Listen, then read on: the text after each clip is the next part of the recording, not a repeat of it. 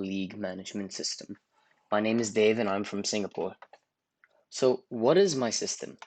Well, my system has 4 key items and manages 4 main actions: storing team names, listing all teams, adding wins to teams, deleting teams from the list. Now adding teams. Over here, you can see the output of my system. I'm using NetBeans as my IDE, so it may look a little weird at first.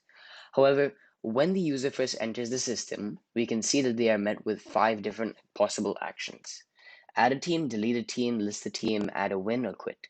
So if I was to add a team, I'd press 1, then I'd enter the team name, which is Lions in this case. I'd enter the number of team members, which would be 12, and the number of wins, 3, and their position in the league, 2. And this is all added to a list which stores all this information, such as the team ID, which is automatically generated, the number of players in the team, number of wins, and the team name. I've already had one team entered, and I've saved it over here. Now, deleting teams. When I want to delete a team, I simply press 2 and enter, which triggers the delete team method. The delete team method will then present and list all the possible teams and their ID numbers. Seeing as the ID number is a unique number, we can use it to identify the specific team we want to remove. In this case, I want to remove team 1. I put in the ID of number 1, it lists it. It asks to remove, whether I put in the letter A, I enter A, and it removes the team. Instead, I could also press Q, which would quit from this method and stop the process of deleting the team. Now, listing teams.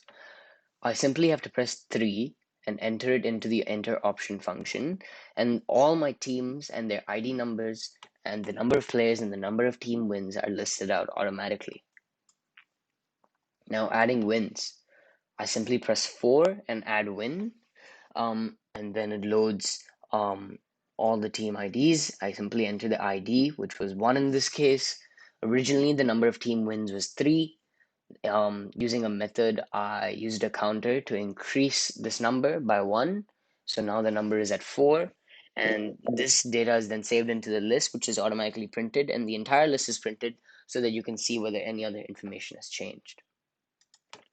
In essence, I do feel that this project will greatly help my client, because I felt my elementary school teacher was having a bit of a tough time managing the system, and hopefully when I present this to her, she'll be able to use it effectively and it will really reduce the workload that's being put on her. Thank you so much for watching. This is CS50.